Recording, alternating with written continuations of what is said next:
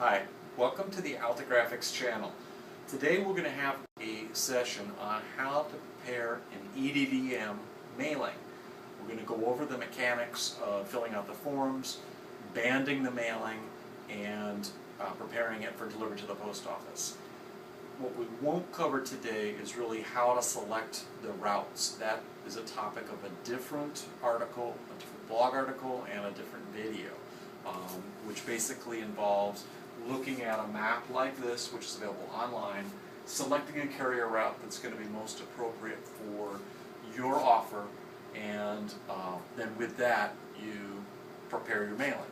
So what we're going to do is we have a mailing that we have already prepared, and the steps that are involved in preparing the mailing are as follows.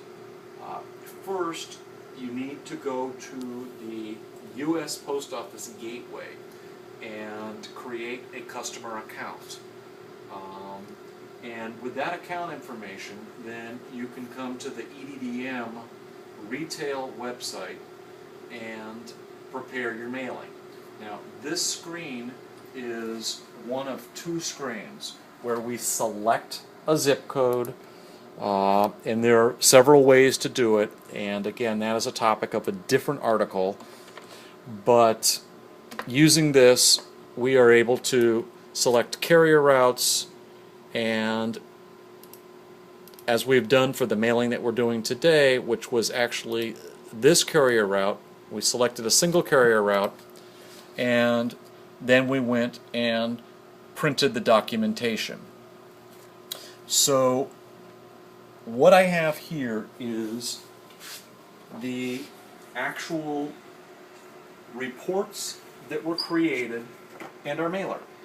So as you can see, we have a 6x9 mailer that has got an Eddm indicia on the back and absolutely no address information, and it only says postage paid Eddm. This is the standard Eddm indicia. Now, the reports are really quite simple.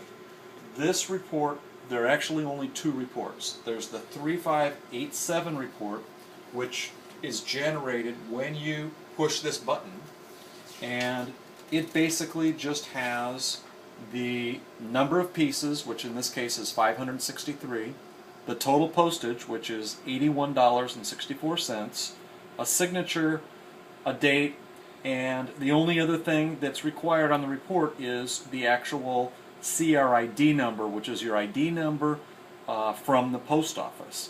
Now, if you would prefer to avoid all of this, you can use a service like AltaGraphics to prepare this document and to band your mailing, and the cost of that is 3 cents per piece. Or, by following the instructions here, you can do it yourself. Now, let's go over here and we'll take a look at how we've prepared and banded the mail. Now, this single box is the entire mailing. There are only 563 pieces. So what we've got here is, besides our form 3587, we have one other very important piece of document. One other very important document, which is called a facing slip. The facing slip needs to be placed on each bundle of 50 pieces of mail.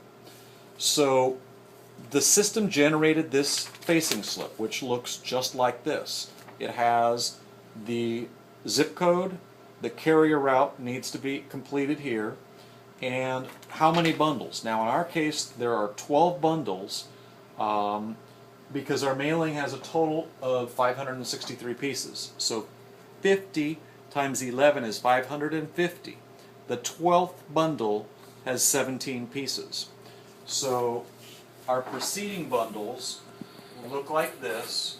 They have 50 pieces, and we have 1 of 12, 2 of 12, 3 of 12, and so on.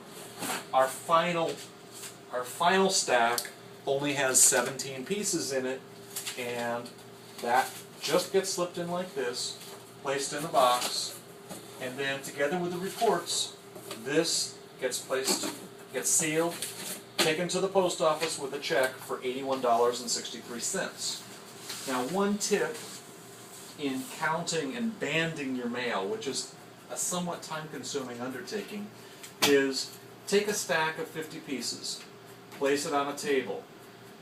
Use this as a template or a guide, a measurement.